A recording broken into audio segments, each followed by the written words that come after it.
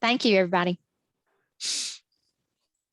Good morning, everyone, and thank you for joining our training today on Buy American.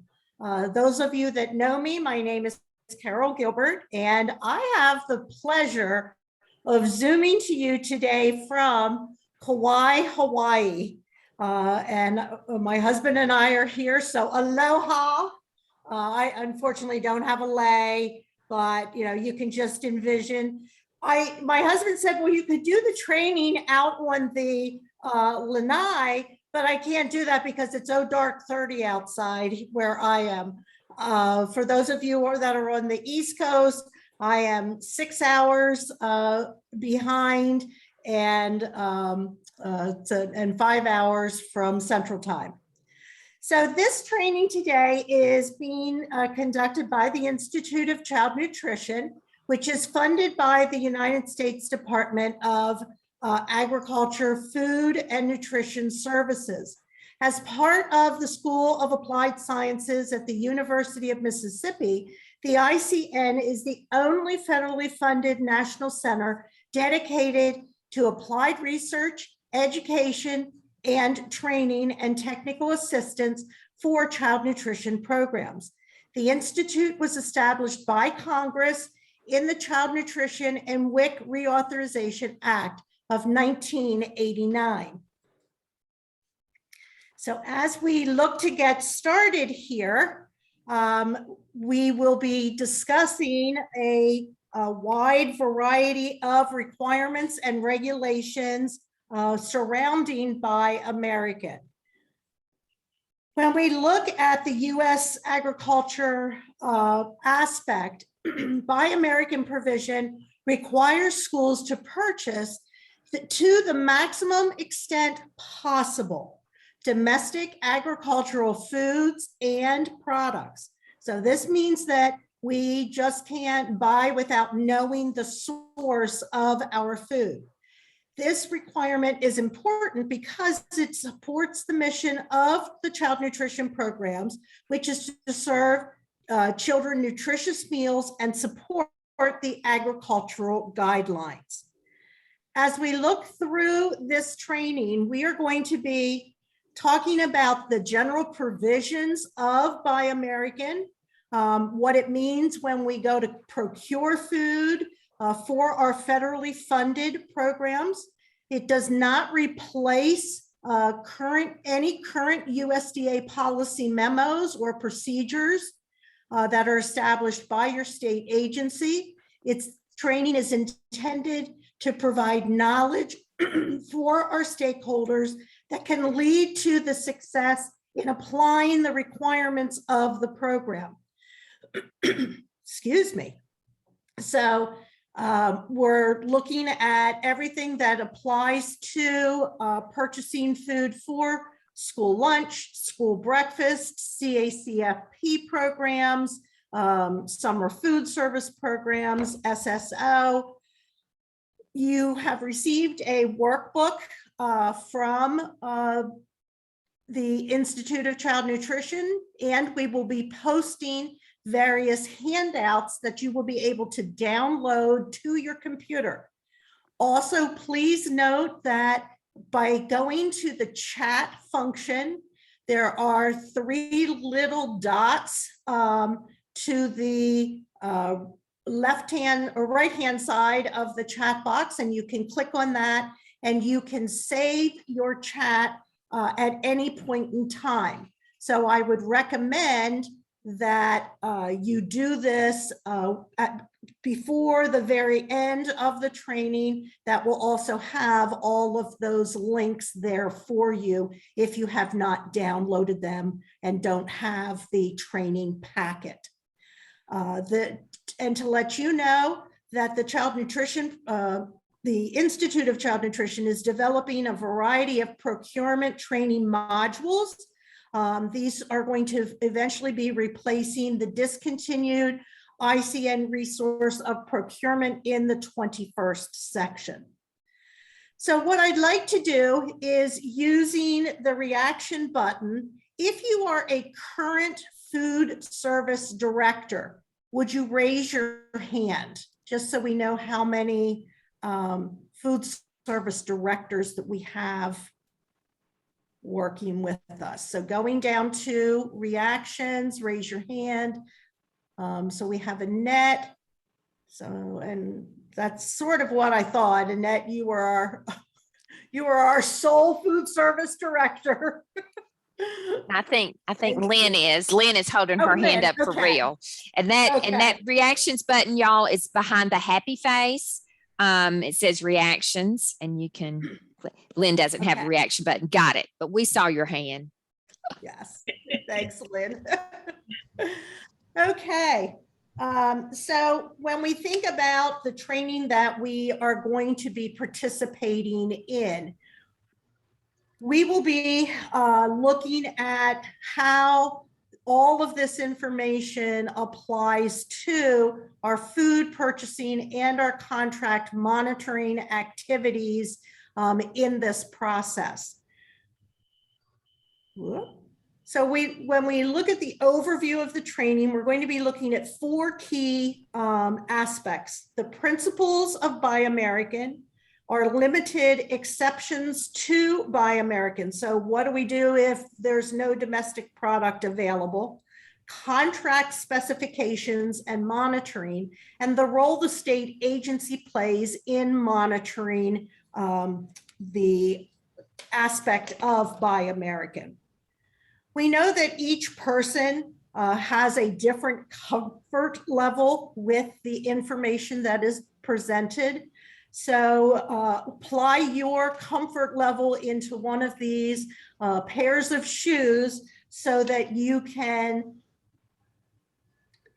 keep your attention to the areas that you know you need to grow in and to develop those skills. So we're going to do an icebreaker, and we're going to put you into 3. How many do we have again, Lisa? I think we'll put you into 2 groups. Well, I have 3 set up, I think. Okay, perfect. Yeah. Perfect. Yeah. So just to let you know, the information on the original slide says what comes to mind when you hear the words Buy American. I want you to answer the question, what do you believe is the greatest training need in understanding the Buy American provision? Since we are train the trainers, we need to grasp what the people attending the session might have the greatest difficulty with. So we're going to put you into chat rooms for 5 minutes. While you're in the chat room, I'd like you to introduce yourself, what part of the country you're located in, and then work to come up with an answer for this question. And the person whose birthday is closest to today's training will be the presenter for this activity. So Lisa, do you want to put them? I got them. And so we're going to be there 5 minutes and 10 seconds. And as you go in, you're going to see your breakout room number, and the timing will be on the top right-hand corner of your video tile. So see y'all 5 minutes, 10 seconds.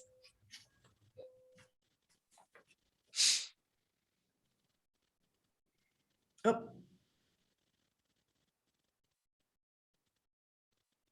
Should we take Bill out? No, I'm putting them all in breakout rooms, except I didn't put Sarah in because that's not her. I was going to this is a real nice way for, I've been putting them in the breakout rooms just because they get to hang out with the consultants. But Sarah, I accidentally put her in one the other day, but she's going to hang out with us. How are you, Sarah?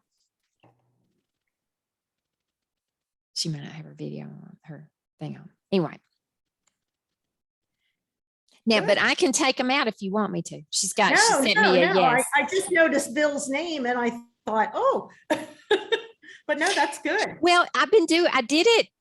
No one's complained. I just thought, especially ones that we don't know as well. Sure. Sure.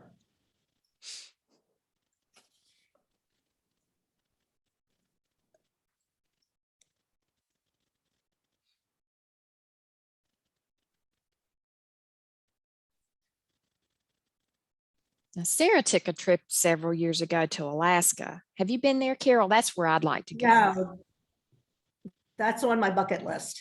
Mhm. And I think, we keep, well, we were going to do it this year and then COVID. So it's either going to be next year or the year after.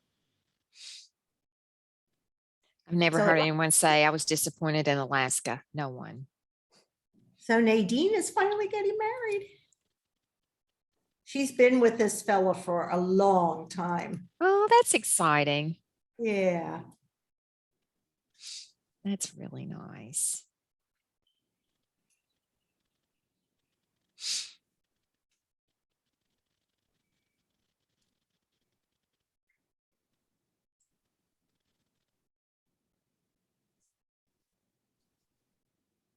Now, do you go to a lot of the football games, Lisa, or? Well, not right now. We did it first when we first moved here. We'll go if it's, Jack's a big Georgia fan and I'm a Tennessee fan. But we love living here because you have the SEC and that's always fun. We really like going to the basketball games. That's our favorite. Honestly, football games are so long now. It's your whole day. And then we always have other games we want to watch. So we did it first. I think the first year when I first started working here, staff got 50% off season tickets. Oh, And nice. well, then I guess they just thought fell in love with themselves. And so they changed it to 30%. And that was just too rich for our blood, considering how we didn't, and we should get the season basketball tickets, but now we haven't, which I'm glad now because of all the COVID, but we really like to go to the basketball games. We've kind of probably turned into more basketball fans because that's just so fun. And we like to go up to Memphis and see the Memphis Grizzlies, but we haven't done that. But we like football. And I mean, I used to be a huge football fan, gotten a little disillusioned. And plus a game is like 5 hours now. Oh, I know. It's just so long. I don't know. We'll have them on and, it's fun to go to a game. I mean, it's fun, but it's your whole day. Sure.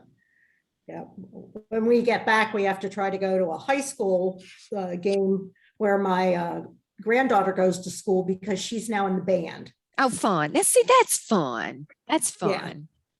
So growing up, my daddy, because I'm his only child, didn't play any sport, but when I was little, he loved going to high school football games. And so I grew up, we went to every high school game and he was just a fan of the sport. And so, but they're fun. Yeah. It's fun. And it's interesting because you can see the raw talent that's there. Mm-hmm. And you can see the kiddos that you say, boy, the coach must have to really work with that one. But it is fun. It's just fun. And there's something pure and beautiful about before it gets all moneyed. All right, I'm going to close the room and bring back our fabulous people.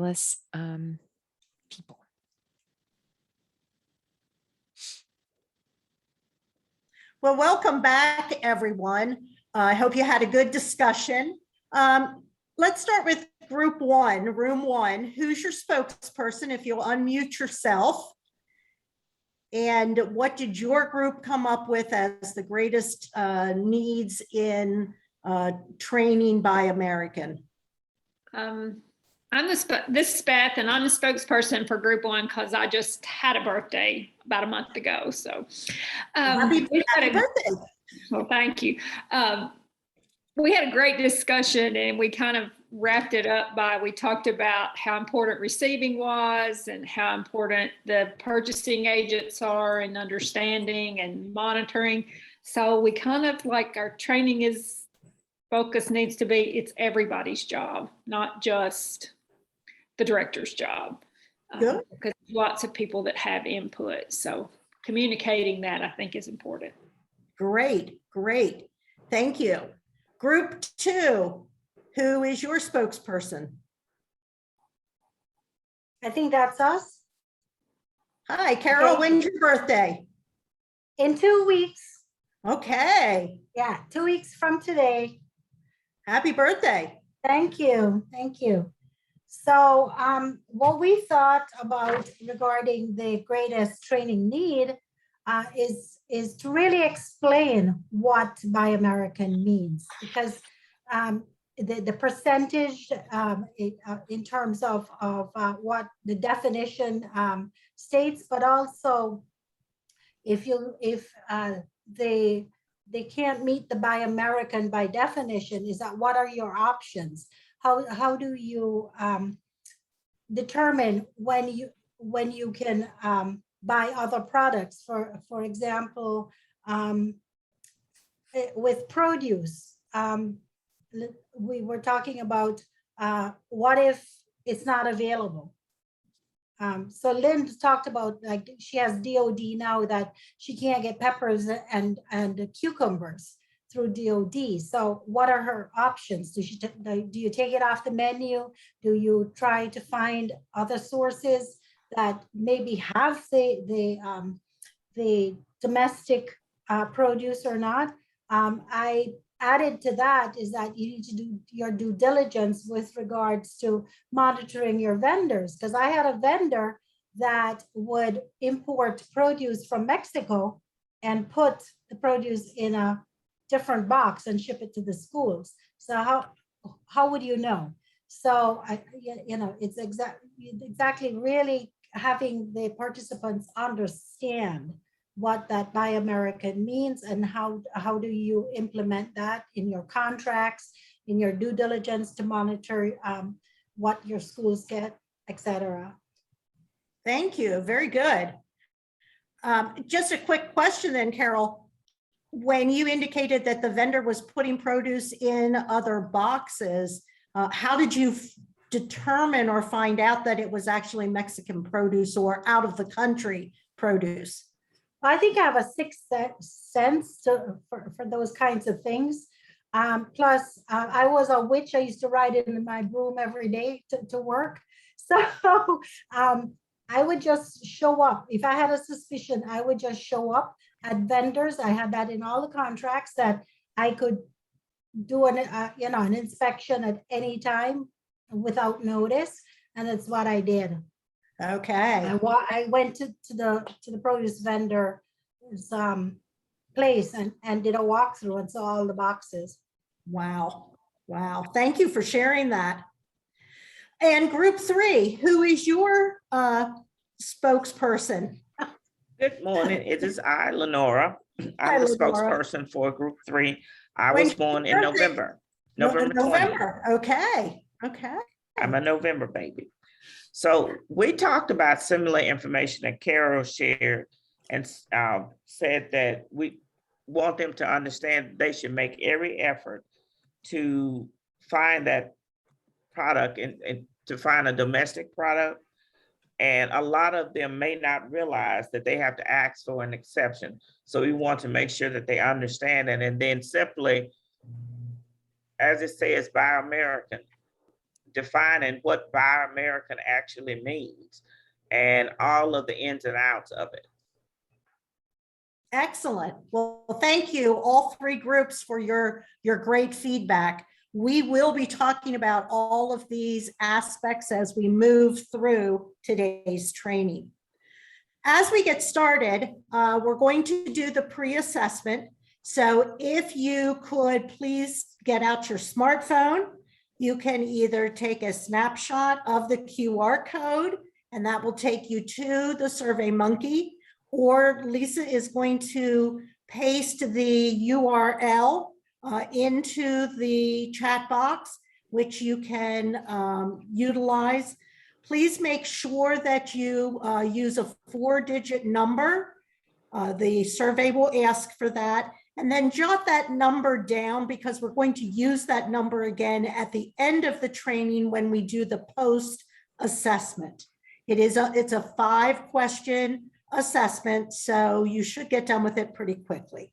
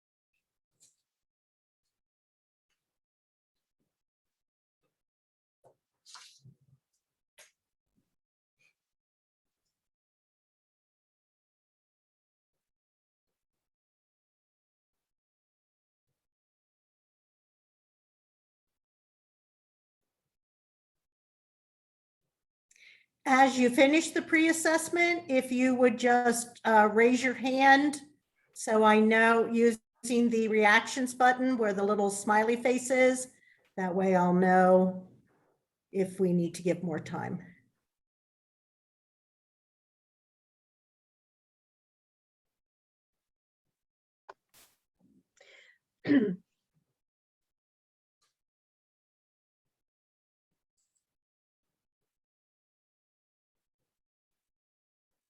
And one of the things to remember when you are doing a pre-assessment, this is before we've started any of the training. So if you have to choose your best answer, that is okay, because we'll be finding the answers to these questions as we move along.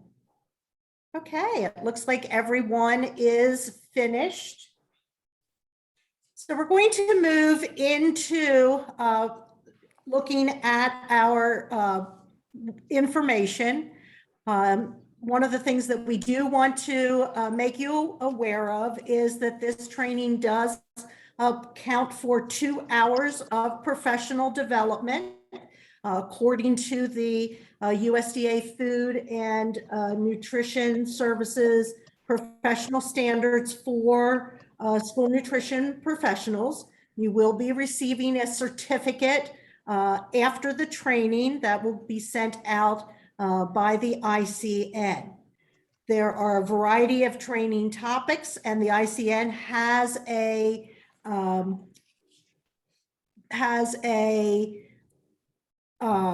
sorry, Nadine, your note caught my eye. It was too quick for me. I meant to hit the second one. I hit the first one. I'm like, damn. And that's okay, because nobody's going to know it was you. That's right. And you want to learn, you'll learn the next time. So that's always good. And I didn't realize that you can't change an answer once you've hit the button. Nope. It So- just next screen. I'm like, no, I meant to hit the one below that. Sorry. Not a problem. So we all know that professional standards is part of this training. And if you have the workbook and are looking at the workbook, it will tell you and provide the information, of the training that we are working through. So when we look at our workbook in the intro, pages 7 to 11, you may want to flag this section because there are a variety of key terms that we will be referring to throughout the training. This is also an excellent resource for you as you begin your purchasing documentation, your procurement documentation. Those terms are very helpful. Take a minute or two and just look over the terms and see if there is anything that you are not familiar with that you would like us to review. And I actually put that document in the chat box as well. So if you don't have your materials, which a lot of people may not, you can click on that and download that document. Thank you, Lisa.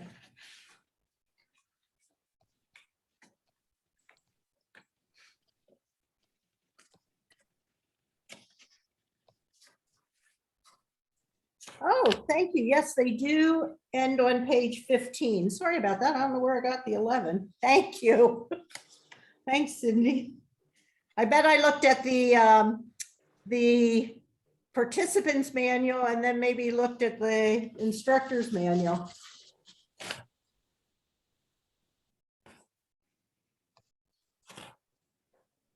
Any questions that anyone has on any of those terms? When I looked at them, I thought some of the areas where participants may not know certain information would be the first one, agricultural marketing service. We just automatically think that it's USDA. We don't associate the fact that there's a specific segment of USDA that deals with procuring agricultural products for our school programs. And the competitive proposals on page 8, knowing that solicitation of proposals explains how the vendor will meet the objectives.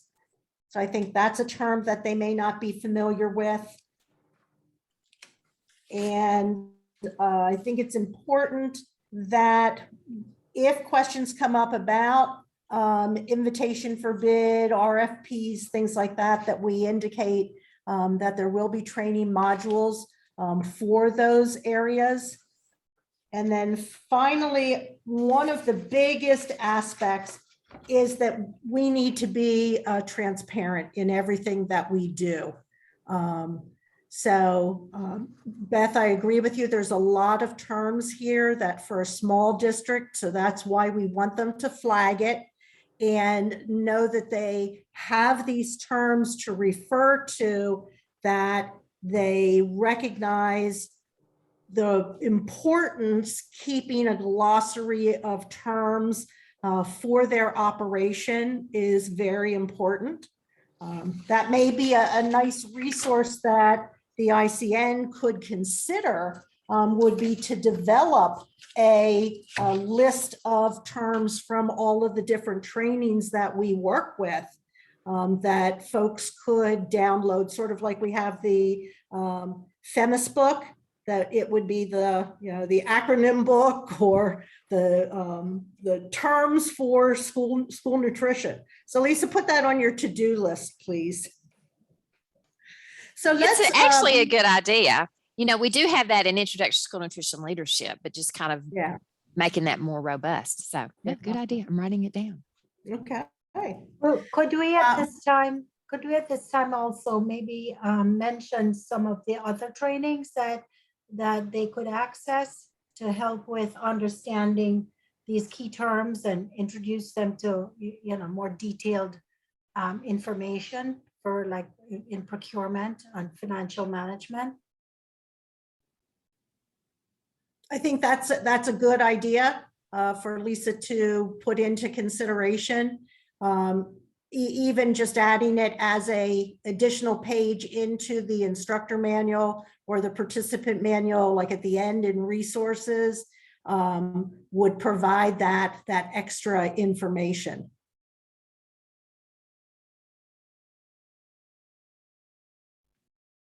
Okay.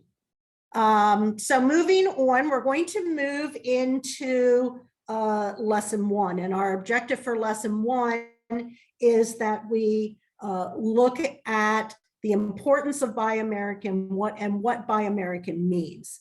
So as we look to consider all of the Buy American essentials, one of the things that we want to recognize is that this is part of Section 2 of the National School Lunch Act. And it specifically states, it's declared to be the policy of Congress as a measure of national security to safeguard the health and well-being of the nation's children and to encourage the domestic consumption of nutritious agricultural commodities and other food. And as I indicated earlier, Buy American applies to all of the programs that fall under the umbrella of USDA. So the School Food Authority is the governing body that is responsible for the administration of the food that is procured, and is the legal authority when the state agency comes to do the review to ensure that that food that is being purchased is domestically procured. And all of this comes from CFR 200.321. So let's ask this question. Why is Buy American important when procuring foods for federal food assistance? So we sort of answered that in our previous question. Does anyone want to either raise their hand or put into the chat Why is Buy American important when we procure food? Beth indicated it supports our US economy, correct?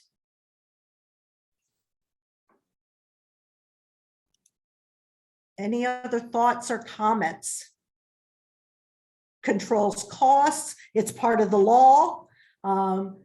Again, people are saying supports the US economy. The food, very good, Beth.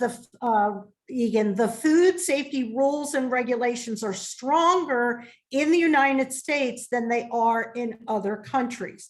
So we can always feel secure, or we feel more secure with US product than we do possibly from that product from China or Malaysia, because we don't know what their processing standards are.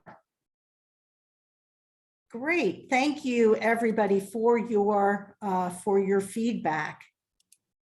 When we look at domestic product, we are looking at 100% domestic. So USDA is saying that that product has to be 100% from the United States, and that it complies with Buy American.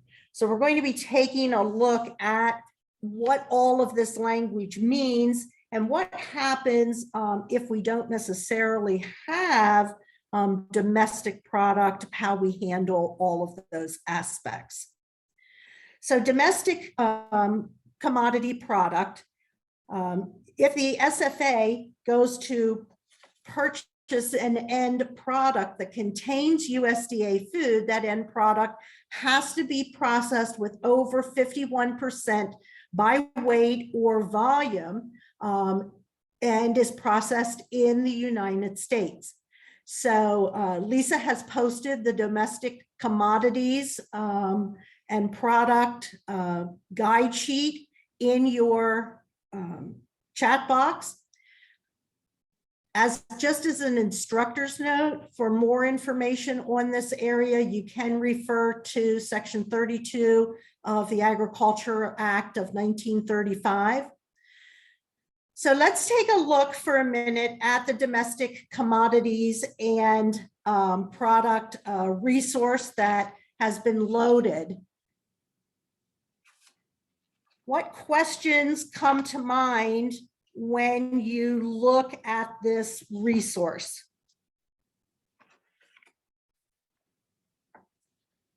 Does it provide enough information for our users, for the people that are looking to do procurement?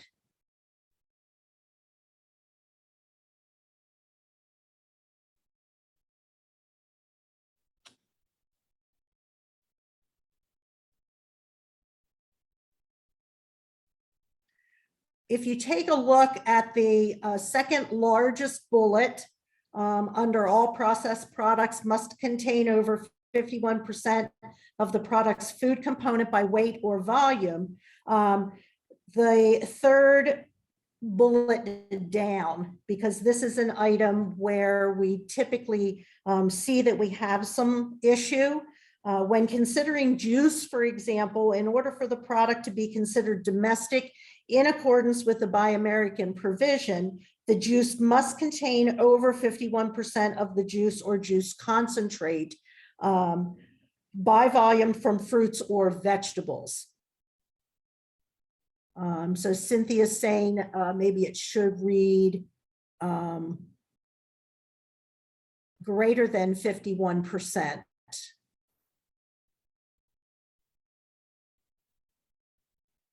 Comments, thoughts?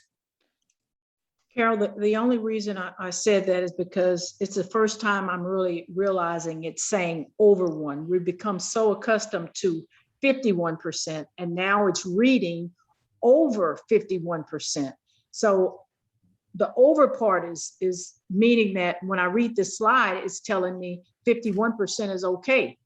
But when I read it, it says over 51%. So I have to say greater than 51%. So we might just want to put the greater than sign in front of that 51% on the slide going forward.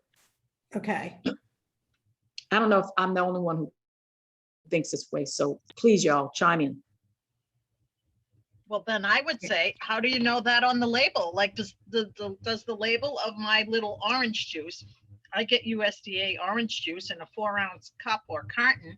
It's a commercial product distributed by USDA. Does it really break that down? I look at labels and I see orange juice. I'm not sure if I see that. It makes me curious. I'm going to look at it, but I'm not sure.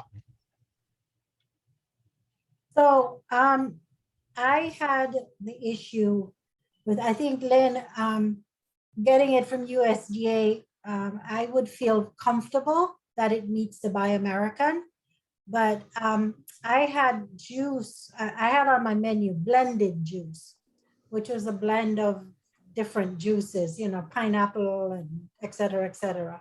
And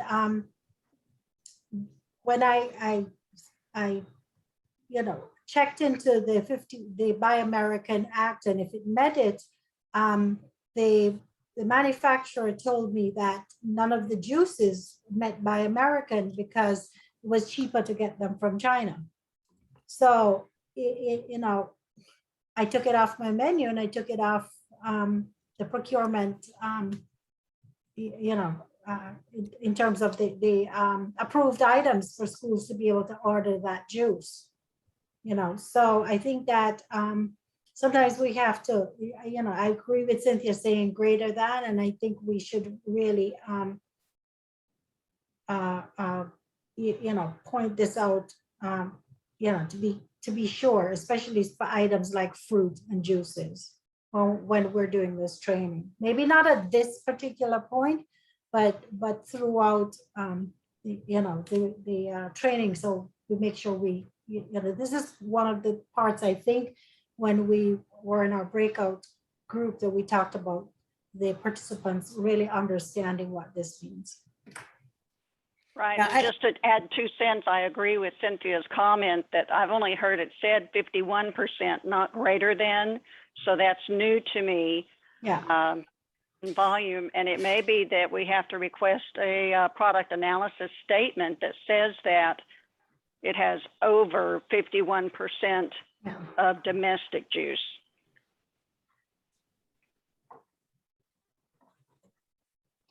Yeah, I think when we look at this processed products with the 51%, we've never been asked before to identify the percentage of US product in that product that we're purchasing. So the way this is worded, it's part of Buy American policy, but we have to have some type of answer either from Patrick or from USDA as to how do we address the questions that may come up with that 51%. Marilyn, you have a comment.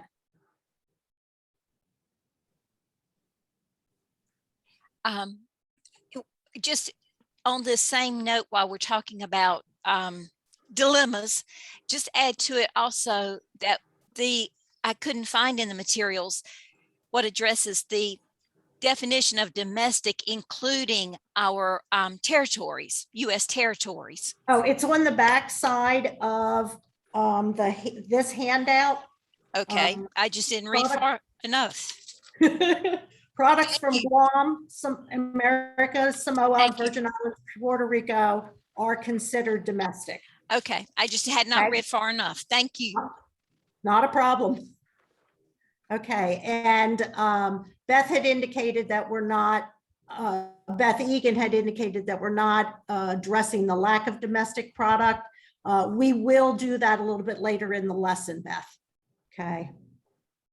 Okay, thank you for your comments on that section.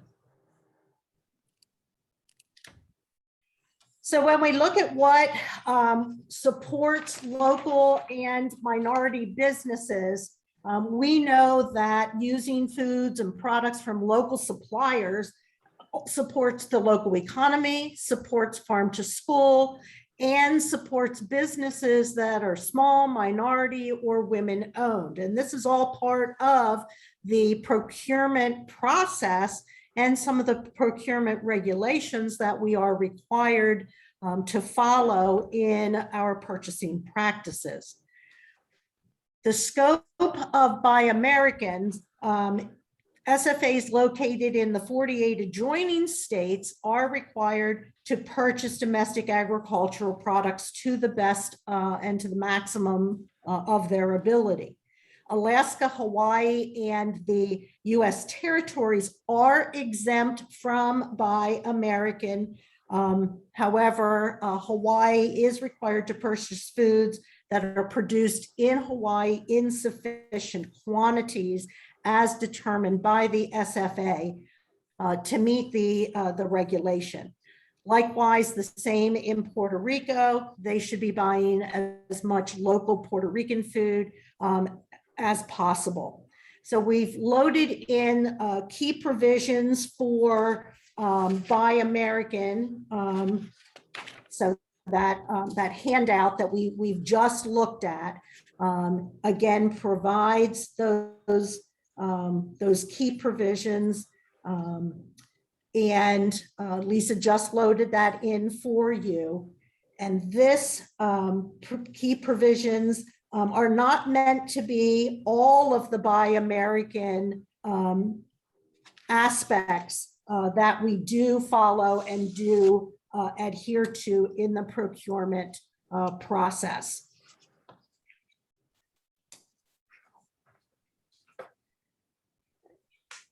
So let's do a couple of questions. I'm going to ask you in your groups, I'm going to put you in your groups for 5 minutes and answer these two questions.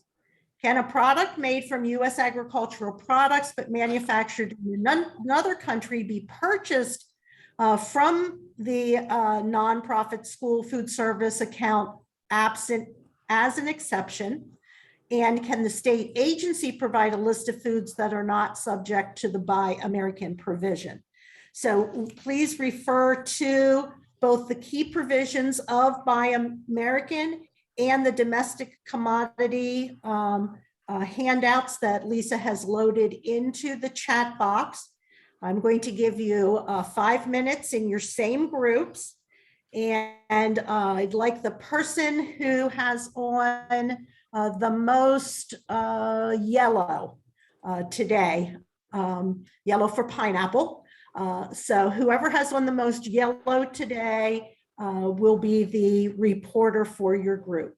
So Lisa will give them 5 minutes and they'll have 10 seconds as we come back, and we'll hear from you when you come back. See y'all soon.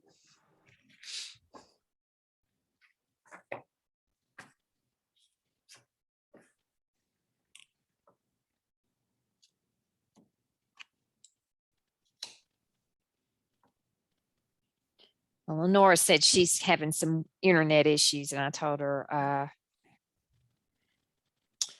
that we would be recording it. Yes, yeah. Annette, are you up there? She just went. Okay. Lisa, did you get my text? I did, Bill. I was texting Okay. you back. You didn't even give me a chance to text you back. That Oh, sounds okay. great. I'm teasing you. And I guess I'll see you at 2. But we do have to say, Austin P is my college in my hometown that Yeah, okay, Ole Miss is playing. So we say, let's go P. That's truly I think you and I talked the about battle that. cry in Clarksville, Tennessee. Let's go P. let's go- We used let's to go go P. watch them. Let's go. Well, have you seen Lane Kiffin's little thing trying to get Katy Perry back to Oxford? No. Tell provide her all the corn dogs she wants if she'll come back to Oxford. Yeah. He's all over social media trying to get Well, Katy Perry back. Well, she was a hit. She was a hit. ESPN. We beat Bama with her here. So let's bring her back for, well, who do we go to Bama this year? Maybe Uh, she needs to come with y'all to Tuscaloosa then. I bet Jack is really excited about Georgia. Yeah. Because Yeah. Georgia, with the defense they've got, they, you know, I'd love to see them in Alabama in the SEC championship game, undefeated, and both of them get bids to go to the College World College playoff. yeah. Let's do it again. Let's do Because it you know, if they don't do that, everyone wants to fire Kirby Smart. Well, you know, Lisa, could you imagine what They would are happen entitled fans. if they both go to the SEC championship undefeated? Alabama beats Georgia, or Georgia beats Alabama. They both go to the college playoff, and then they're in the championship game again. Do you know how these other conferences are going to be so down on the SEC? That's not what It's going to happened. be horrible. It's one of them's going to lose a game. They're going to lose a game. I don't know. You know, Kirby may make some questionable decisions in a game that may cost him a game. You can always count on Kirby for something like that. So You know, I mean, they just complain and moan, and Jack's still not over them letting. Who's the quarterback that went to? No, the quarterback that went to Ohio State. Justin Fields. He's never going to get over that. Never. Yeah, I don't see how they did that, because Jake Fromm is on a practice squad. I know. Somewhere, and Justin Fields goes number 7 overall to the Bears. So whoever made that decision? No, he is my talent evaluator. hot. He's still hot under the collar over that one. So hey, Sarah. Hey, Sarah. All right, y'all have good. Bye, Bill. See you, Bill. Good to see you. See you soon.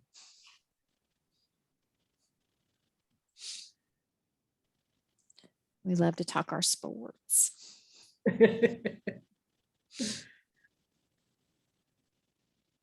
He's always so upbeat.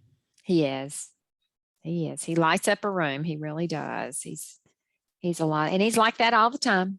All the time. So Good. yeah. Good. Yeah. And he's really actually really enjoyed this virtual training. Yeah. If anytime he can get on and be on it for a while, he will. So Good. Well, because he's sending out all of the materials, it helps him to make a connection between what the material is and what's actually taking place. He does. And he just we have people in the building. I mean, he really loves working with y'all and the participants, and he really loves that. So yeah, he's definitely a people person. He is. And this pandemic's hard on extroverted people. And I think he is one of them. So I'm so introverted that we're like, oh, it's fine. But that's how I'm. We'll figure it out. Yeah, it'll be fine. Yeah. But okay. It is hard on. And I think introverted people understand extroverted people better than extroverted people understand. Yeah, I would agree. Well, welcome back, everyone. Group 1, I assume you noticed that Bill Bailey Bill Bailey. Oh my gosh. Now I won't live that one down. You will not. Bill had to leave for another commitment. So your group is now down to 4 people. So let's hear from, we'll start with group number 2. Who is your spokesperson? And can you provide me an answer on the first question? A product made from U.S. agricultural products, but manufactured in another country. So can they be purchased from a nonprofit school food account? We're saying no. And I'm told my hair's yellow, my sweater is rust, so it's almost yellow, but I also have a yellow folder here on my desk. There you go. There we go. We said no, and I'm hoping you can hear me because No, I hear you loud and clear. Here. So we're saying no, that the product should be entirely processed in the United States, and it should substantially use domestic agricultural commodities. And then Carol said that there are exceptions if the product is not available in reasonable quantities. And then there was another exception that if there was a competitive bid process and the price of the non-domestic was substantially lower, or that the American product is substantially higher. But then we all went back and forth about what's substantial. And Right. when it comes down to it, 10% is substantial for our program. So we just say no. Okay, okay. Group 3, what answer did you come up with for that same question? Can a product from manufactured in another country be purchased? Who's our We spokesperson? said Lenora. Hi, Lenora. So we said no because we read it to say that absent an exception. They didn't have an exception. So the Okay. answer is no. Correct, correct. Okay, group number 1. How did you answer about the state agency list of approved products? We never got there, Carol, to be honest with you, because we had so much discussion on number 1. Okay. And ours was a little bit different. Ours is a little bit different in that we realized that for the first time that the product had to be processed in the United States in its entirety. But when Okay. you read the definition does not include that the product has to be processed entirely in the United States. Okay. So we were discussing, the differences in the two and the dilemma that it should have been in the definition, because until I read this, it was the first time that I realized that, I probably read it and didn't pay much attention to it, that it's 100% processed in the United States. It does not say that. And that's where we got hung up and never got to number 2. Okay. So Nadine, what's your feedback?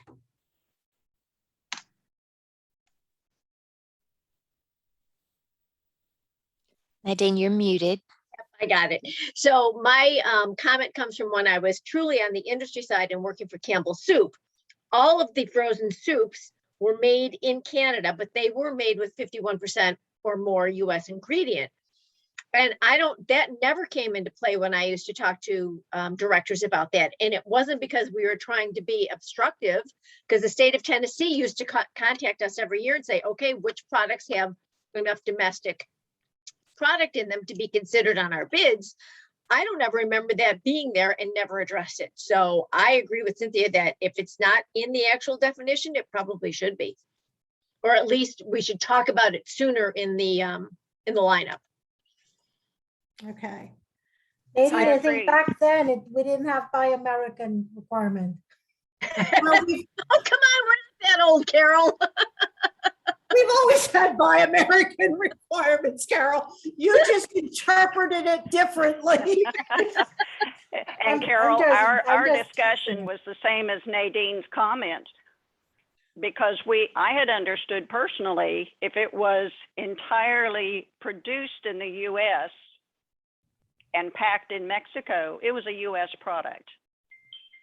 Yeah, And this is not what this is saying. right. So back in the terms and definitions, since Buy American is the key definition for this class, we need to be sure that entirely processed is added to that definition. Yeah.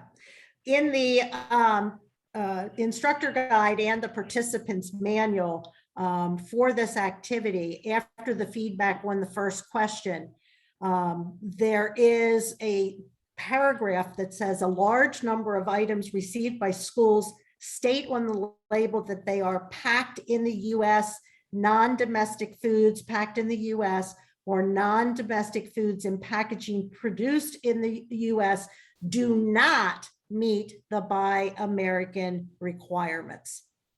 So I think that, again, that was news to me. Beth, Rice is saying we need to check out the definition of domestic commodity or product. And making sure It's that on we. page understand. 9, Okay. top of page 9. I think that clears it up. Right. A domestic commodity or product is one that is produced and processed in the US substantially using agriculture commodities that are produced in the US. That means that the product must be processed entirely in the US and substantially use domestic agricultural products.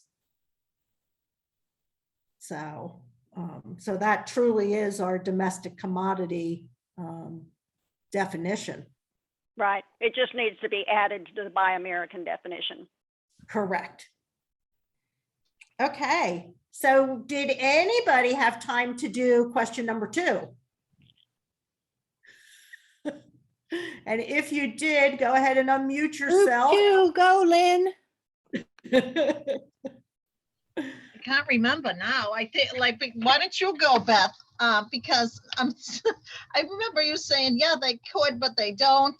So you can expand on that. And The I won't. state agencies can. It sounds like, who said about Tennessee, Nadine? You said Tennessee used to ask you, but they usually don't because they don't want to, or they don't have time. Maybe I should give them credit. They don't have time, or they don't want to.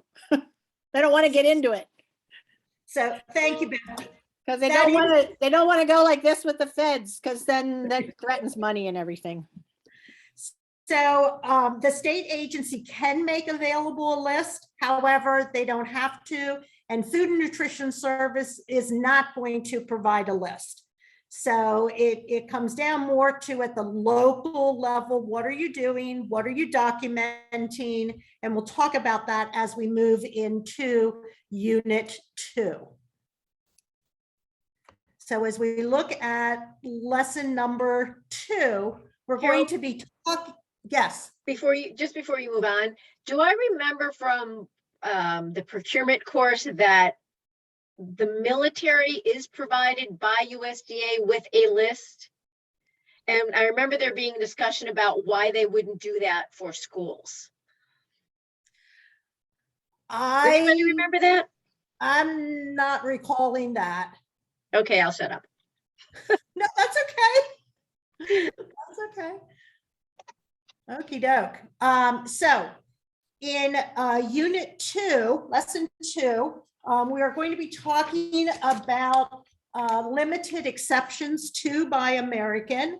And we'll look at the strategies that we can use when domestic product is not available. And we all know that there are situations where that's occurring. And right now, especially, this is a major issue and concern because we are having supply chain issues as much. We're having delivery issues, but we're also having issues with getting food.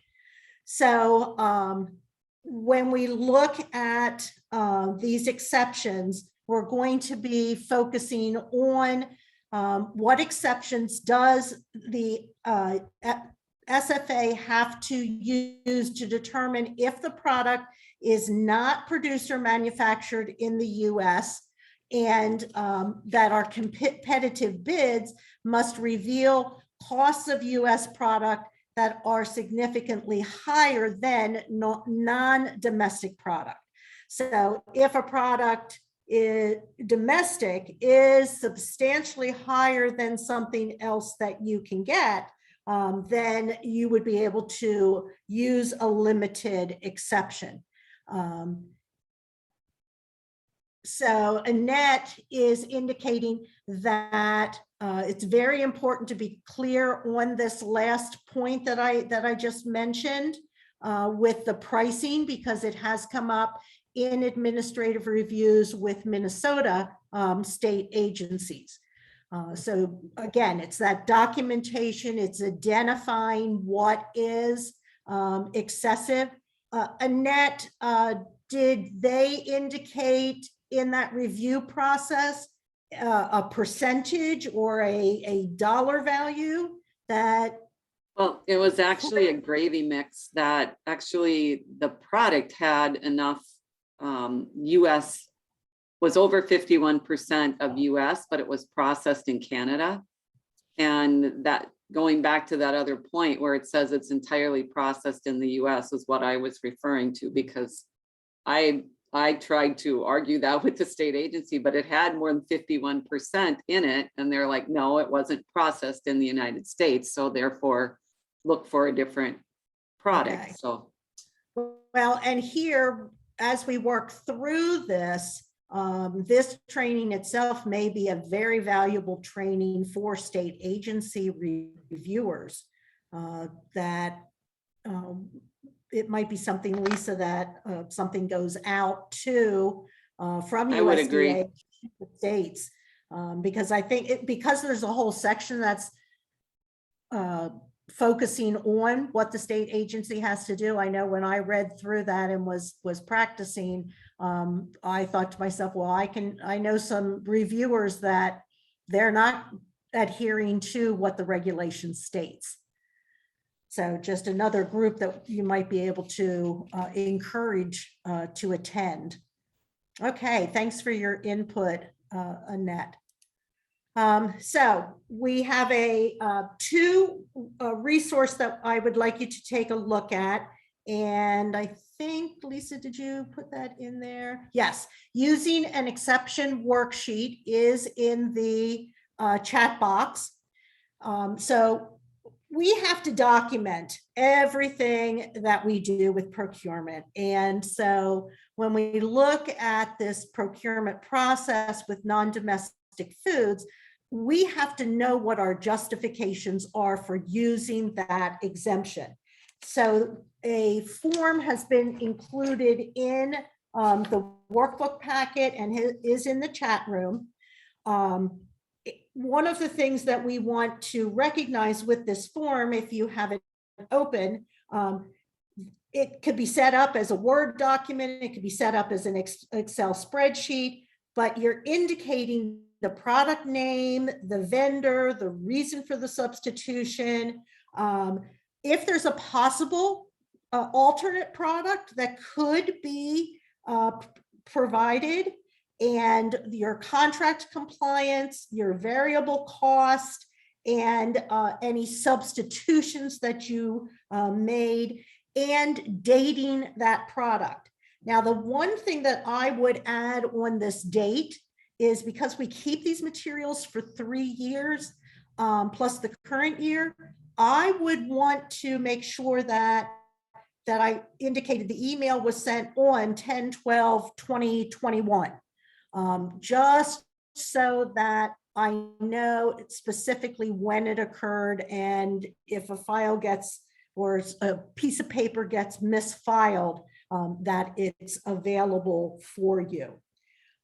Any questions on the whoop, my mouse just jumped. So any questions on this form? I have one, Carol, just an opinion from the group. Where would you expect to find this documentation? At the school level or at the district level, or both? I would think it would be at the district level, because it would be more of a decision that has to be made at the district level. However, if I was at the school level, I may keep a list that says product rejected. So maybe the peaches came in and it said China, and it didn't say anything on the label about being a domestic product. So I've rejected them, but I need the peaches in 2 days. So my substitution for those peaches is, maybe I can get local peaches from my produce supplier. I think it depends on the makeup of each individual district and school. Other thoughts?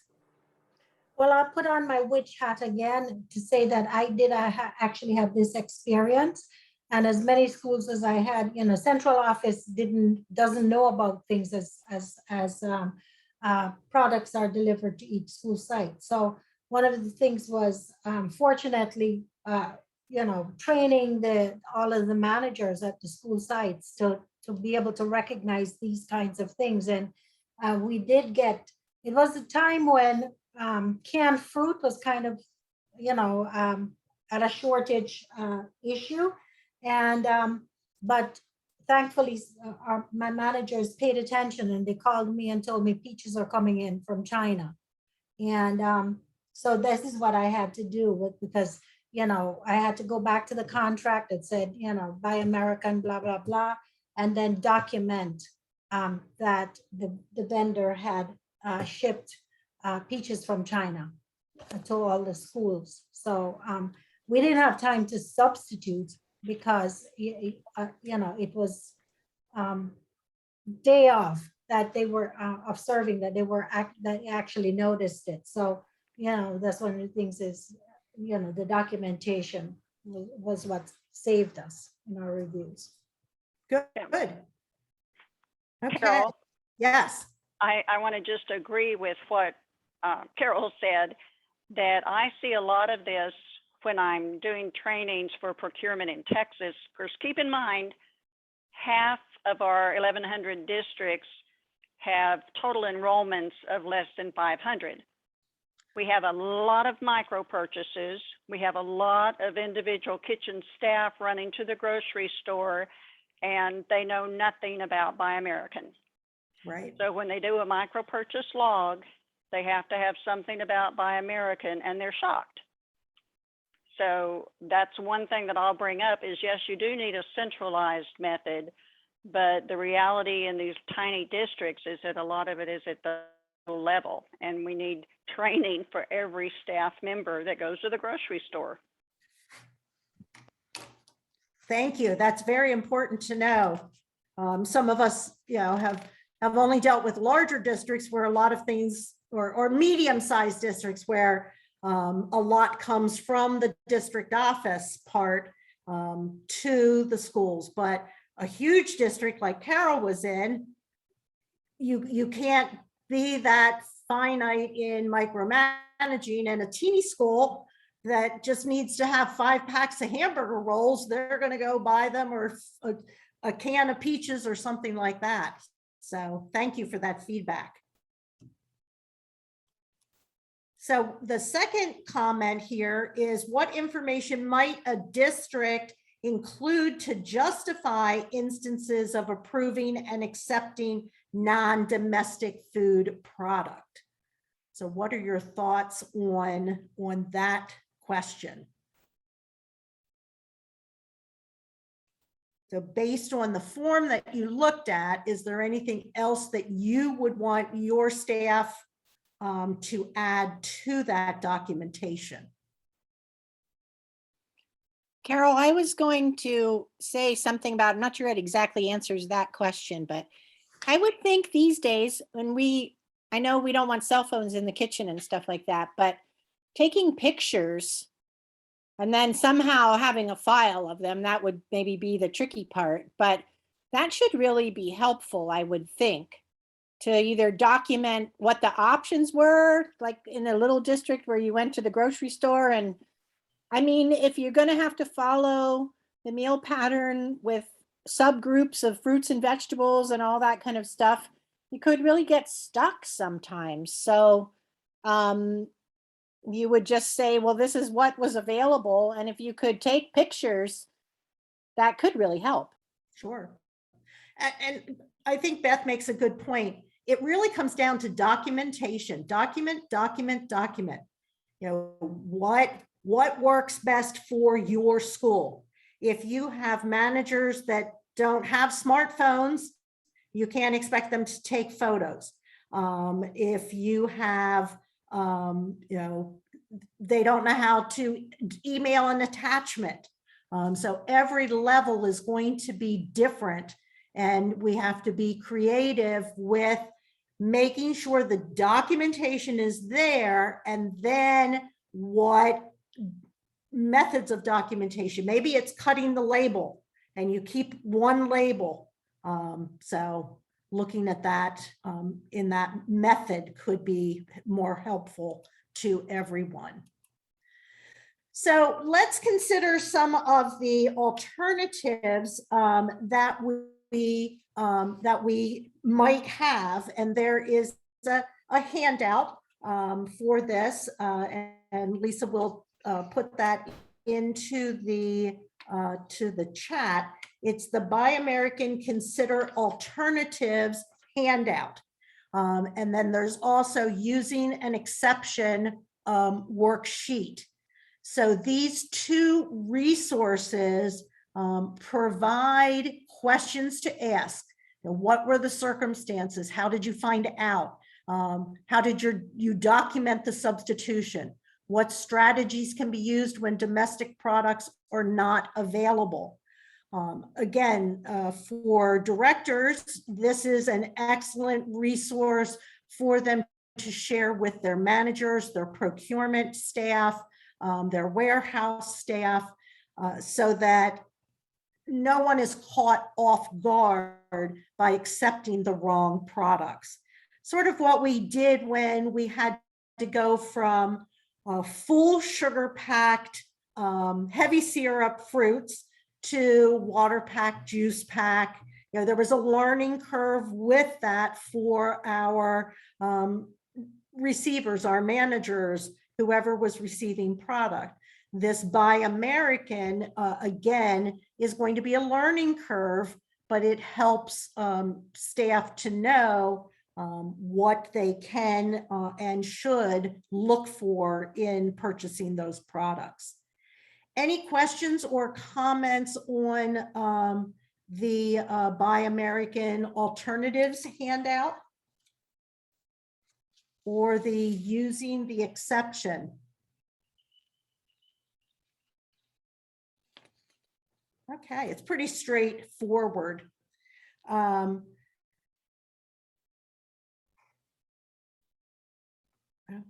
Okay, so what are some of the ways that your district ensures the solicitations and contract for the purchases of domestic product to the maximum extent possible? So this is our start of our third lesson, and we want to make sure that we are complying with the Buy American provision. So we have to ensure that our solicitation and contract language is providing everything that we want to consider. So what are some of the ways your district ensures the solicitations? So let's go into breakout rooms for 2 minutes and just get some feedback on ways that your district, when you were a director or if you're currently a director, are using in the contract process. So Lisa, if we can put them in breakout rooms for 2 minutes. And the person who will report back is the person who was on a beach most recently.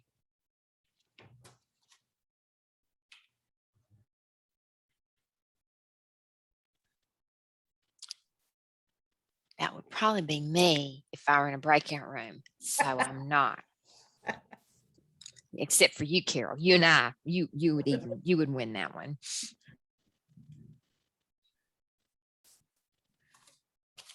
The sun is coming up, so I hope when I put them for this after the evaluation and the post assessment, I'll take my camera over and they can see what it's like outside here. Reveal, yeah. Oh, I want to see the big reveal. The reveal. Move that bus. I'm in Hawaii. We should, you know what we should have done is not, well, they might have known because of Facebook, not told them where you were and you could open up and guess, where am I? Where am I? Where in the world is Carol Gilbert? Well, what it goes to show is you could trade anywhere in the world. You can. As You long as can. you have Wi-Fi. You probably can train from there better than some parts of rural Mississippi. I've been very pleased with the connection that we've had. Now you get out of the hotel complex, then your reception is a little spottier, but yeah. You're off the I'm using grid. the hotel Wi-Fi and it's working perfectly. Okay. Well, I live vicariously through your wonderful travels, and Aw. it's just y'all just have so much fun. Thank you. We try. That's Jack and I. That's all we want to do is just pull our little camper and go, and we love to go. We miss our traveling. Yeah. My administrative assistant a year ago, 2 years ago, they did Route 66. Love to do that. Did she love it? Oh, they loved it. They absolutely loved it. And they have a motorhome, so they use their motorhome. Okay, welcome back, everybody. So let's hear from group 1 first. Who's your spokesperson, and how did you answer this question? All right. I have certainly not been to a beach in at least 2 years, but I volunteered because most of our other group has spoken. So I'm envious of you, Carol. Send me some sand. We said we need to have language in our solicitation document and the contract with the accurate definition of Buy American. And in a pre-solicitation meeting to also review the importance of Buy American.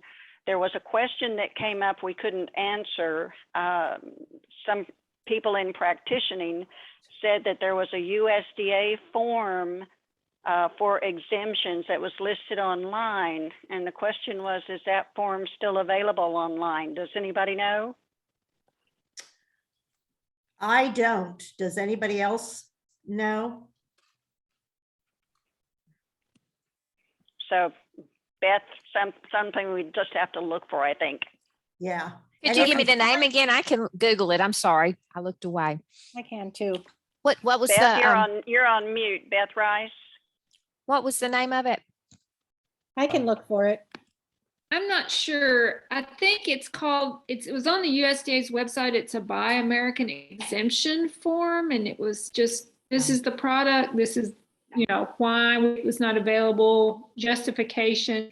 It was an easy thing to use, but it's not mentioned in our training. And I just wondered if it was okay to use now. It wasn't similar to the sheet that we looked at? Well, not really. It was just a 1 page per product kind of a thing. Okay. I may have it on my computer, but I don't have a second screen. So if I do, I'll share it with the group afterwards. Okay, that sounds good. Group 3, what were your thoughts? That would be me. If I don't make it to the beach weekly, then I go through withdrawal symptoms. So I had no choice but to be the spokesperson today. And it's because of this meeting that I'm not on the beach right this minute. So we were in a discussion about possibly what could vendors provide us for documentation. Do they have some market prices that compare domestic to non-domestic price-wise so that we can justify a decision when something's substantially more expensive? That was one of the things we talked about. I agree, though. I think that pre-bid conference is a huge plus when you have a large contract that you're putting out to bid. And all of that spelled out, as we've already mentioned earlier. You can't say it clearly enough in your contractual information, in your boilerplate, to make sure they understand the entire definition of Buy American. Carol, I accidentally muted you. I meant to mute myself and I muted you. I'm sorry. You have to unmute. I do that from time to time. Okay. I believe Cynthia had raised her hand. did you have something you wanted? Yes, I was just gonna say, when I went out for bid, I would request an American, product, a US product, but there was an area where the distributor could write a note. And so I encouraged them, if they saw a better price product, or if they had a note about that product, and if I was specific about it, even if it wasn't just Buy American, let's just say it had to be with specific pizza, whatever, they would write in notes and tell me how much the other product, how much more I was spending had I gone with another product. So that could be something that could be added in some of the software when you go out for bid, that there's a comment section for vendors. And so I used it, and many times would pick up the phone and have a conversation with them, because they knew that the price was going to be prohibitive for me to buy, and rather than just say, okay, it's too expensive, especially when it was a new product, they'd say, Cynthia, did you consider XYZ? Okay. And I think it was group 2. Which group didn't we hear from? I'm sorry, we had a lot of side conversations and I forgot where we were with groups. I think it's group 2's turn. Okay, thank you. And I guess I've been to the beach the closest since I lived close to the beach. Good. So anyway, our first thing is we need to include the Buy American contract language in our solicitation. We also want to include a form that the vendors have to fill out indicating any product that they're bidding on that does not meet the Buy American provision, and include justification for why. And with our produce bids, we actually ask our vendors to include those items that they're going to be purchasing that are non-domestic items, and what months are they going to be purchasing those items, so that we have all that information ahead of time.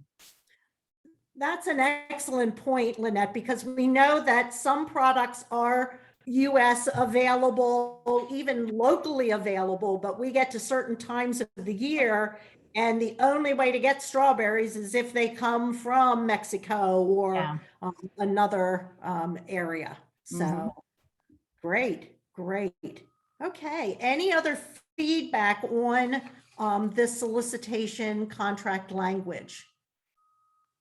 I do like this handout that Lisa had posted. It's in the instructor's manual, page 3-3, but it does give you 2 samples for language that could be included into that solicitation documentation. And this is something that when the administrative review is taking place, I know we have found in the procurement review, they look for this, the state agency looks for this as they're conducting that review process.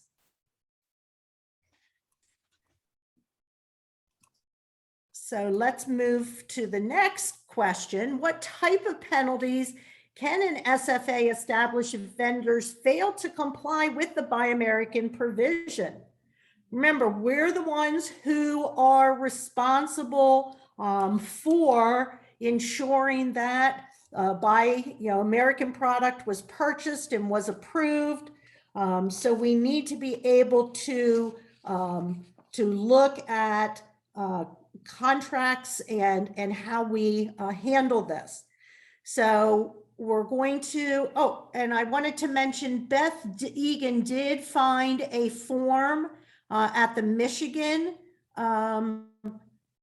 website, and it's listed in the chat box. So that might be something that you want to save as a resource. It looks like New Jersey might have one too. Okay. So it could be that many states have them, just depends on how it is embedded in their resources available for child nutrition programs.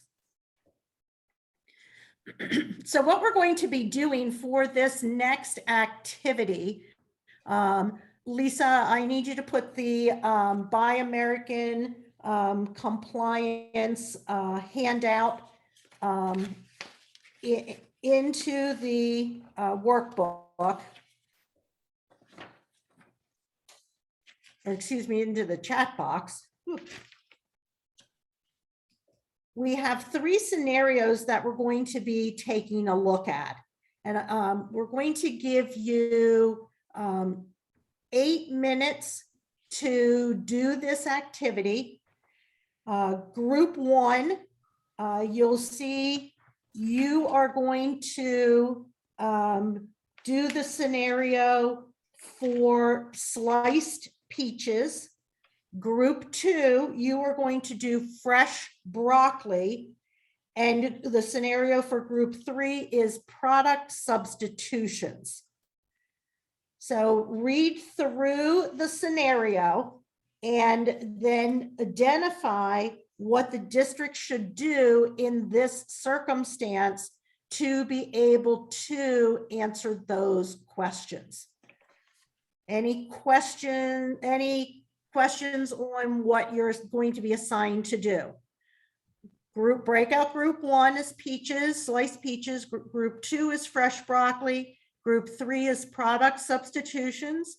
You're going to have 8 minutes, and the person with the longest hair will be the reporter to the group. So Lisa, if you want to give them 8 minutes. 8 minutes. We can't wait to hear from the long-haired people. And we'll see you back in 8 minutes and 10 seconds. I think it's going good. It's going great. Yeah, they're bringing up some good points. They are.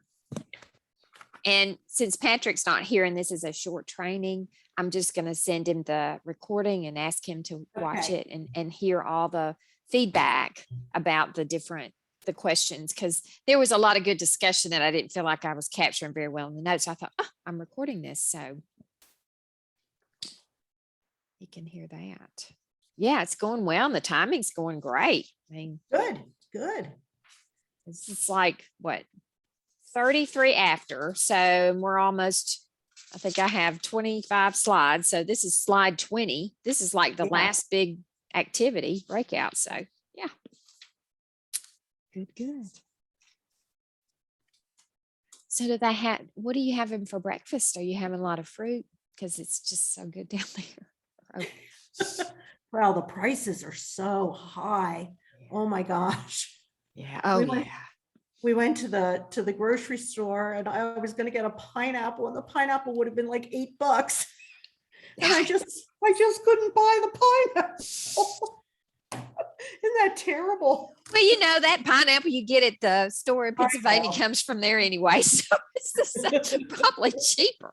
They fly it over there. One of the things we are going to do is we're going to tube it down a sugar cane canal. Ooh, that's so you go to this location and they do a guided tour. You get a little hard hat and because you might bump your head. Yeah. Some of the underpasses, but it should be a lot of fun. Yeah. Are you doing that today? We're doing it next week. Some things are filling up and others aren't. So what's the weather? Is it like in the 70s or? Well, yesterday when we left here, it was like 87 till we got to the top of the highest peak. It was 70 degrees. And then as you could see the temperature come up as we were going down. Is it humid? Is it humid there? No, not a little bit, but not real bad. Not like other places. Yeah.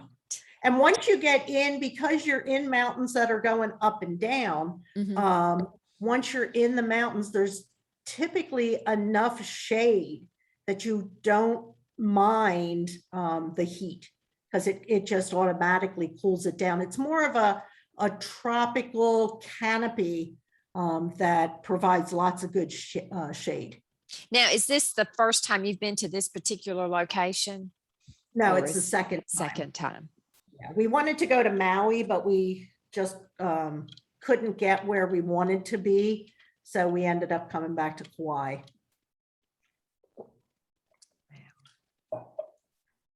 Sounds great. Did you fly into Oahu and then fly to Kauai, or did you fly directly in? We flew from Newark to Phoenix, Phoenix to Lahue, Mhm. right on Kauai. Oh, that's not bad. Yeah. That's just one stop. Yeah. So, Yeah, the biggest issue we're having is we're using American, and man, they just keep changing the flights all the time. So you set your itinerary, and then it's, you know, it's okay if they move it a couple of minutes, but Yeah. our return flight, they added a leg, and we would have had to have a stay over in LA. Hmm. So, but then we were able to rebook that, and we're going to Mexico with my sister-in-law and her husband in November, and they've just changed all those flights again. So are you going back to that same place in Mexico that you usually go no, to? we're actually going to Cabo San Lucas, which Mhm. I've never been to. Mhm. So that'll be a nice little change for us. So when you do that and you talk about timeshares, do you have timeshares that you can have at different places, or is this just a? So what happened? So we bought when we bought, you bought a week. Mhm. Now you buy points. Okay. And what we do is we go in and we say, okay, this is where we're looking to go. This is when we want to go. Don looks at flights and says, okay, flights are a good price for that time period. We try to pick low season, because Mhm. then our points are better.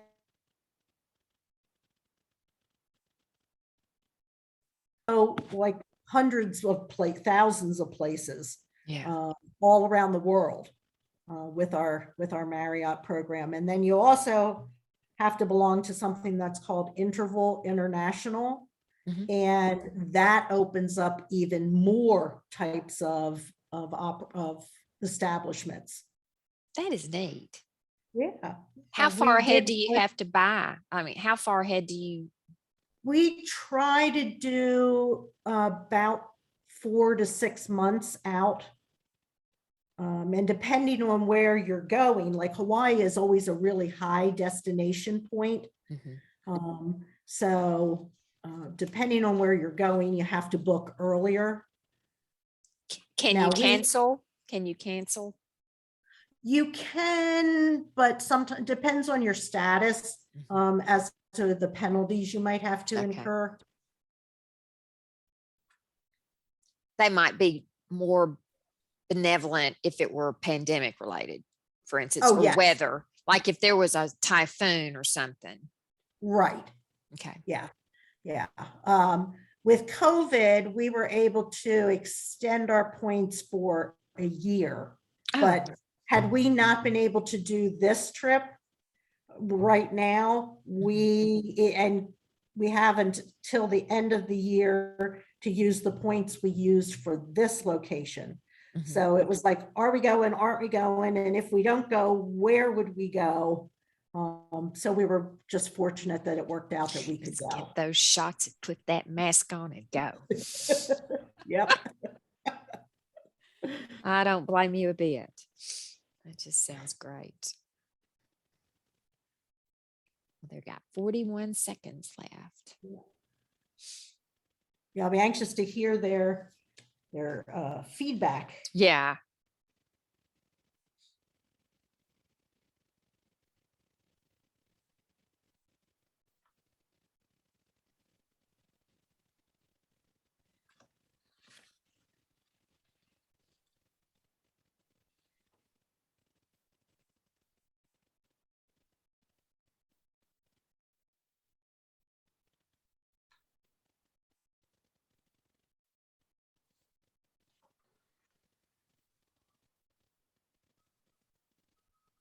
All right, here we go.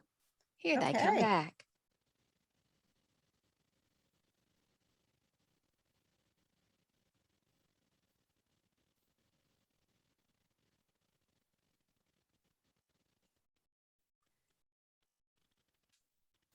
Well, welcome back, everyone.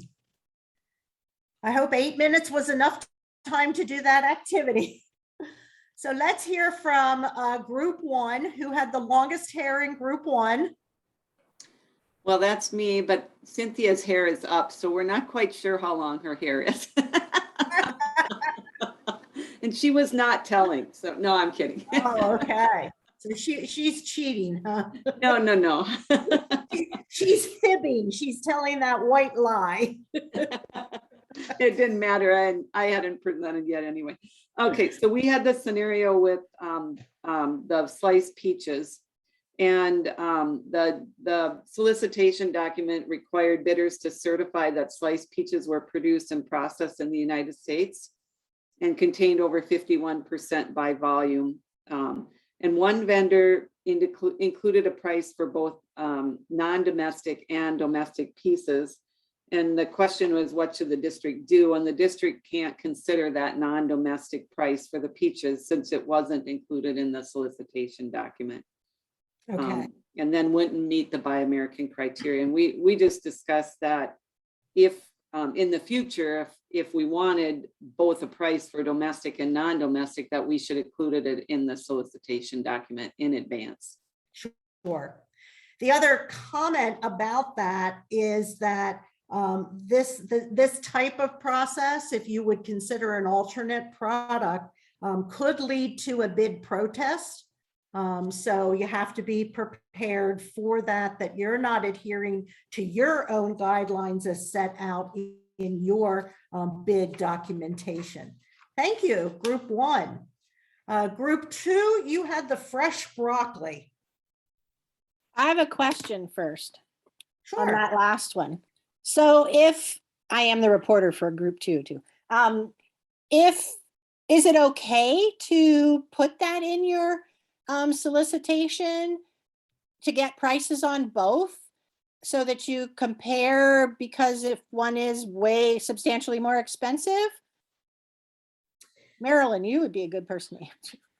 Yeah, that we had that same Or Carol. discussion, Beth, and it was like, that you bring up a good point because we weren't sure exactly either.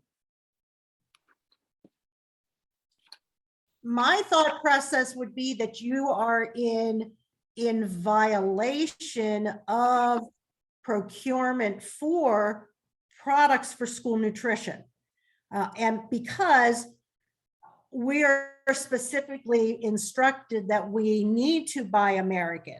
So if you open that can of worms to say, okay, here's the domestic price, here's the non-domestic price, you're automatically opening yourself to inappropriate Buy American regulation. One thing we did talk about was, and Cynthia, maybe she has her hand up, maybe she's going to talk about it, was maybe you have a specification section for products you cannot get, like Trisha brought up like olives. If you needed olives on the menu, we know that they're not a US product, so. Yeah. Cynthia.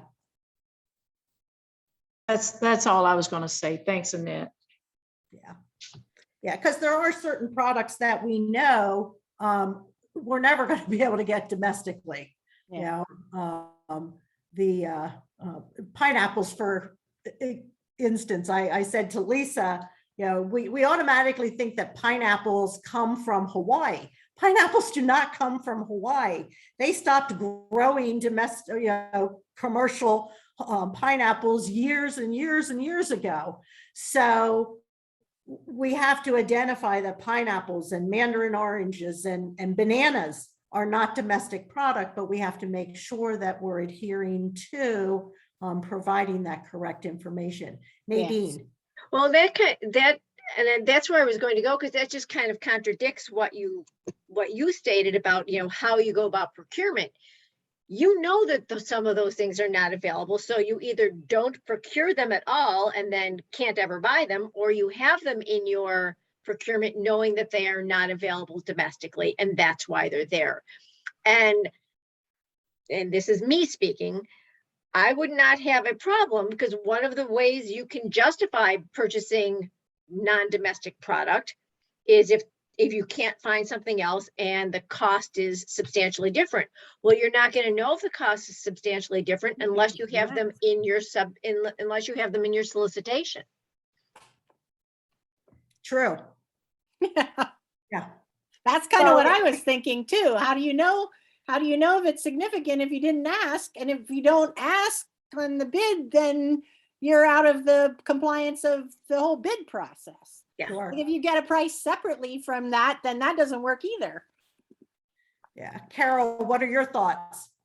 Well, when I did solicitations, for example, produce for bananas and cucumbers, I made those exceptions because we knew that no produce vendor could supply the quantities we needed of those particular produce in the amount that we were buying. So we made those, exceptions. And even when I did DOD, the bananas came from Central America too. So, DOD has their list of exceptions. And so that's what I kind of used as the reference point.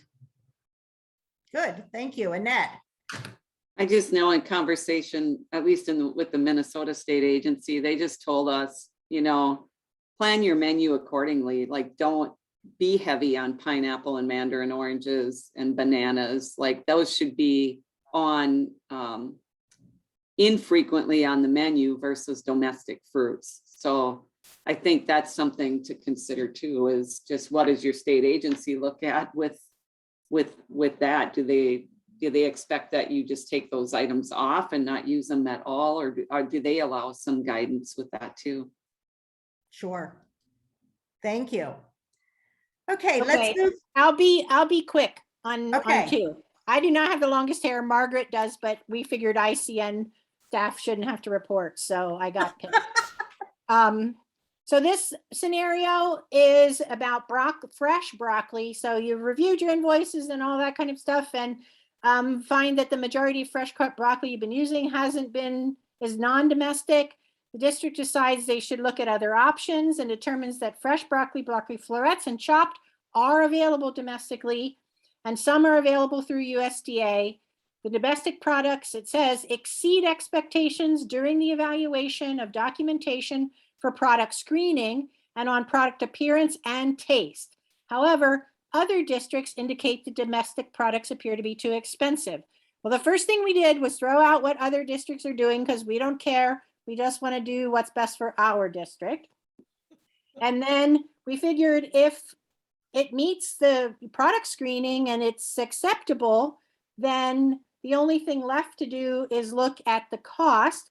And if the cost is reasonable, then we would buy domestic. If the cost is not reasonable, we could look at other options like frozen, depending on how we're using it on our menu. We could kind of like Annette was just, no, who was just saying? Yeah, I guess it was Annette, not menu it as much, or we could use other dark green vegetables. But if our kids really like broccoli, then we want to try to use it because it's such a good food for them. And then if you look at the answer key in the instructor manual, there's a whole lot of other stuff about procurement rules, but those were the basic key points. Yeah. Thank you, Beth. That's good information. And as Beth indicated, in the instructor manual, the answer for the fresh broccoli is like a whole page. It's a whole procurement course. Yeah. So there's a lot of valuable information, which their group hit on the highlights of that. Group 3, your scenario was product substitutions. Yes, it was. And the scenario simply said that the school was expecting domestic grapes. The grapes that arrived were from a Latin American country. The person accepting the delivery noticed that they were non-domestic and refused them. Yay. And the menu was changed accordingly. We had a lot of discussion for what ifs, but that might have played into that situation. if this were the actual first time it had happened, we might be able to just notify the vendor and have a discussion and remind them of Buy American and pre-approved substitutions and what our contract says. If this was just one of many issues, that's a whole different scenario. And we might want to be a little bit more of, if this isn't the last time, this is the next recourse I'm going to take as a result of you not honoring the bid specifications and that kind of thing. But by and large, we would make a large celebration out of the fact that the staff who received it did their job correctly. And that's the value of what we do, is having people on the front line doing their job correctly. Excellent. Very good. Does anyone have any other comments about this activity? I think this is one of a very good activity, and it's the longest activity in the training. So make sure that you plan enough time for that feedback from the participants. Okay. Whoa, whoa. My mouse gets away from me sometimes. So let me, there we go. So when we look at state agency monitoring, this is our fourth and final lesson. Here we're looking to understand what it is that the state agency is looking for and what their requirements are to ensure that you are using and applying the Buy American regulations. So part of their job is to determine during their procurement review to make sure that you're determining if the state agency, if you are purchasing agricultural domestic products as defined in 7 CFR 210.21. They're also going to be looking at your solicitation and contracts they'll read through that bid language. They look for that as to what is appropriately stated. And they'll take a look at your sample invoices in that process. Now, if they're on site doing anything, they will also possibly look at your storeroom, your freezer, to see what labels of the products indicate. So it's important that you understand that they have a responsibility to identify that you are complying with the USDA regulation for Buy American. So they'll look at a variety of foods and work to make sure that this is a part of their requirements. If you take a look at the link that Lisa put into the chat box, we have it's called the State Agency Buy American Monitoring Key Points Handout. So you can see what they are looking for in the procurement review and the administrative review, and that then what happens with non-compliance. At this point, it would be a corrective action. I'm not aware that they are withholding any finances, any funds if you are not adhering to Buy American. So it would be a corrective action that you would have to write a corrective action plan. And then during your next review, if you're in violation, then they may take additional, there may be additional consequences. But is anyone, Annette and Lynette, have you, I just realized I went to say Lynette and I realized, oh, hey, Lynn, in your reviews, have you had any issues with the state agency? Is it a slap on the hand and a corrective action? What are they doing in that process? My I have not experience yet. is, Oh, oh, go sorry. ahead, Lynn. Thank you, Annette. I'm sorry. I haven't had a procurement review yet, and I'm knocking on my desk that it doesn't happen this year. I've heard people just get they need to have an action plan. So anytime we have any review that tells us we have to improve something, we have to write a full report saying what we're going to do to improve on those areas. And that's been the case so far that I've heard on this particular subject. Okay. And But that, I'll how tell about you, they are you? sneaking in. They do look, and when the reviews are coming, they do look to see, and they mean business. Okay, Annette. My experience has been, yes, they go to your storerooms and they look at all your products, and it has been at this point just what do they use it? Technical assistance, Right. where they're actually just telling you, pay better attention to the products that you're using and correct it. But Lynn is right, you do have to write a corrective action that you researched and found additional, the correct products to use. But they do look Yeah. for it, but there's no punitive financial piece to it at this point. At least there hasn't been. Yeah. Okay, thank you for your feedback. Tricia, do you have any additional, you've done procurement reviews? Trisha Mauser, there you go. No, I haven't done the reviews. I've done training for business managers and the Edgar side of it, basically. Okay. Okay, thank you. Thank you. So this brings us to the conclusion of our training for today. We've talked about all 4 of these items in our training. They were the 4 lessons that we covered. What we're going to do right now is what I call the Buy American take-home messages.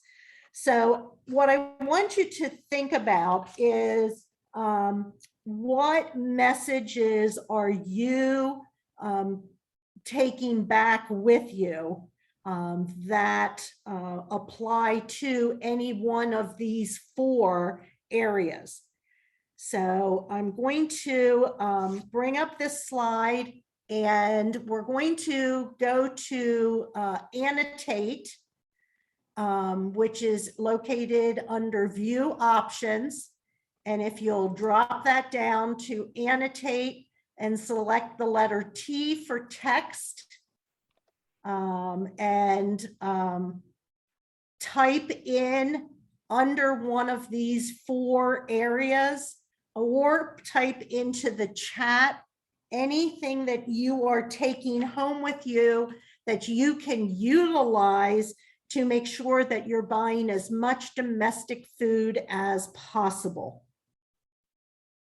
So go ahead. Okay.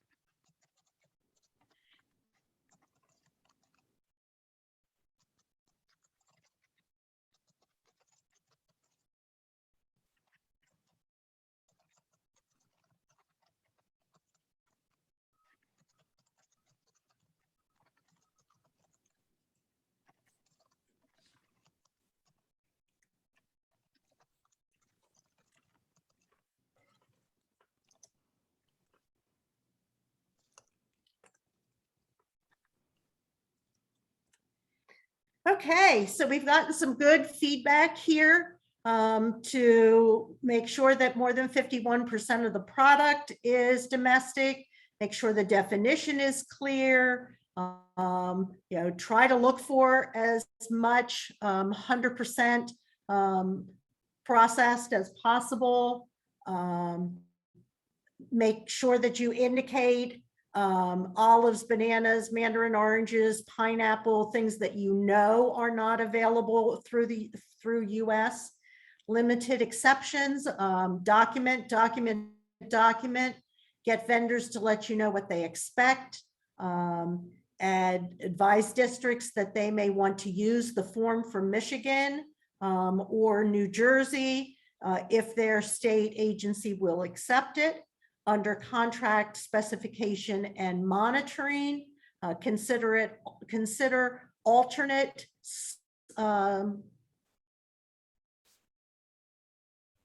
sections for non-USDA products, incorporate that language into the bid product. State agency monitoring, making sure that you know that there'll be an action plan required, and suggesting that state agency folks take this training. Thank you all for that feedback. So let me clear all of that.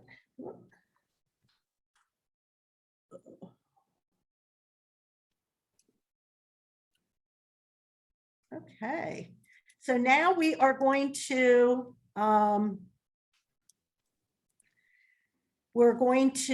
do the post assessment. So we've made it through the training.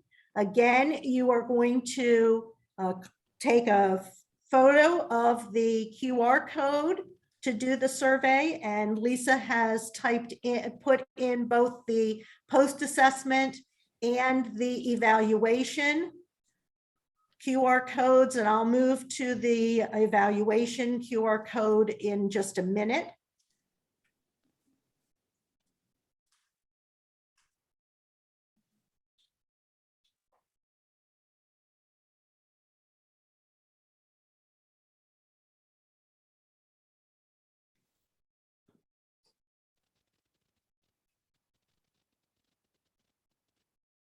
I was thinking as an instructor, one of the things I would say is to remind people that there's some nots in these questions. Like 3 of the 5 questions have not or except. And Okay. it's really, you have to really think, especially reading it on my phone, it didn't jump out at me. Okay. So just a comment. If So when you're maybe teaching it, I feel. maybe one of those things, Lisa, would be to bold the word not.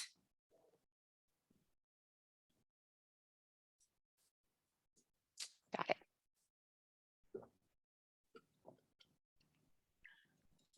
And here is the evaluation QR code.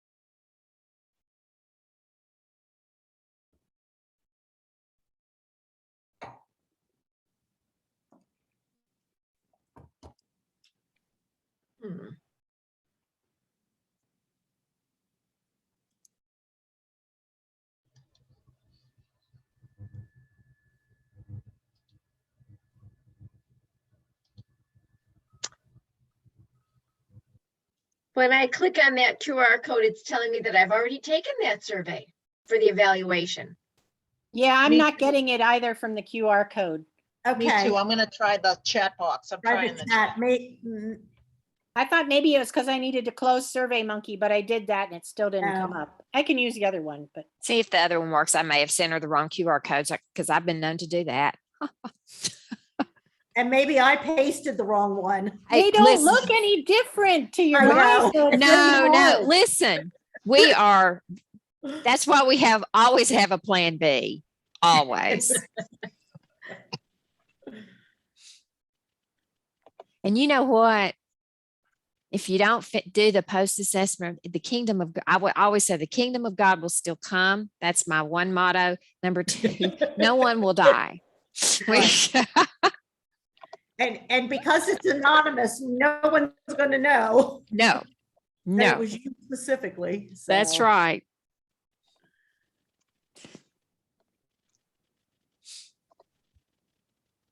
I'm gonna stop the recording.